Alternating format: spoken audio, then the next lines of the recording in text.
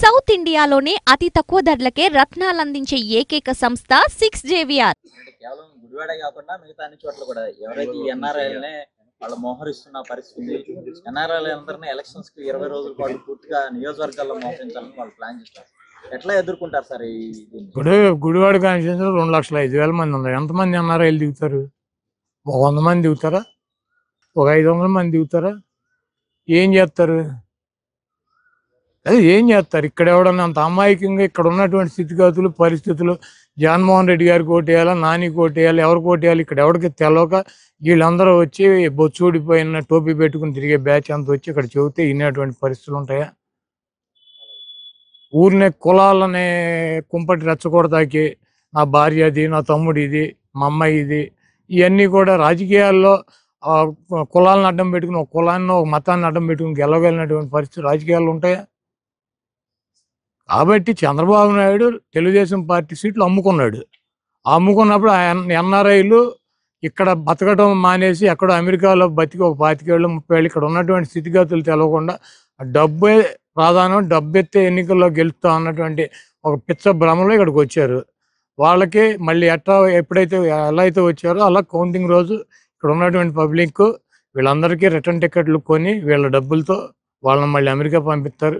మళ్ళీ 5 ఏళ్ళకి వస్తారు. ఏ సొల్లు కబుర్లు పిట్ట కథలు చెబుతారు ఈ పనికి మాలిన వెధవలంతా వచ్చి ఇక్కడ.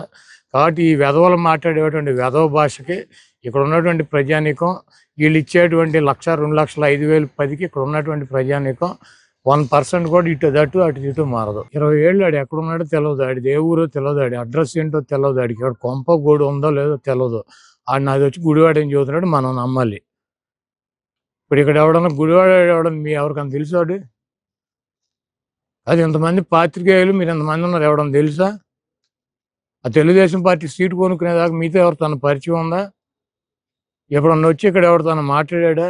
ఆడిది అసలు ఏ ఊరో ఏందో అసలు ఎవడో కూడా తెలియదు. ఆడు వచ్చాడు, డబ్బులు ఉన్నాయి, చంద్రబాబు అమ్మాడు, కొనుక్కున్నాడు, వచ్చాడు, స్టోరీలు చెబుతాడు. వీళ్ళందరూ ఫ్లైట్ టికెట్లు ఆల్రెడీ జూన్ 4వ తారీఖు సాయంత్రం 5 గంటలకు టికెట్లు బుక్ చేసుకున్నారు. ఒక్కడు కూడా ఉండడు. కౌంటింగ్ జరుగుతూ ఉండగా వీళ్ళందరూ ఎయిర్పోర్ట్లో ఉంటారు. కౌంటింగ్ జరుగుతూ ఉండగా వీళ్ళందరూ ఎయిర్పోర్ట్ లాబీలో కూర్చుని ఉంటారు ఫ్లైట్ టికెట్లు రెడీగా కొనుక్కుని. మళ్ళీ రాత్రి 12 దాటితే వెళ్ళలేమోనని భయం ఉంటుంది వాళ్ళకి.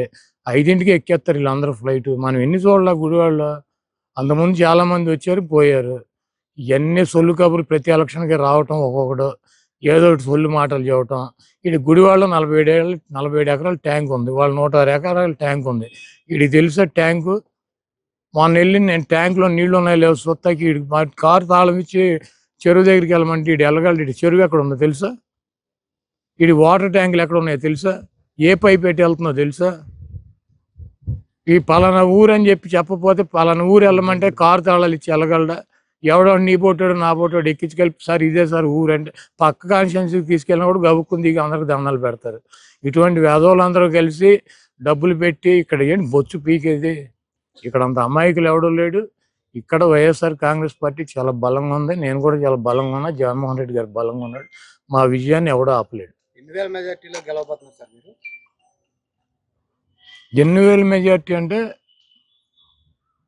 నేను గతంలో 14లో 11,500తో గెలిచాను.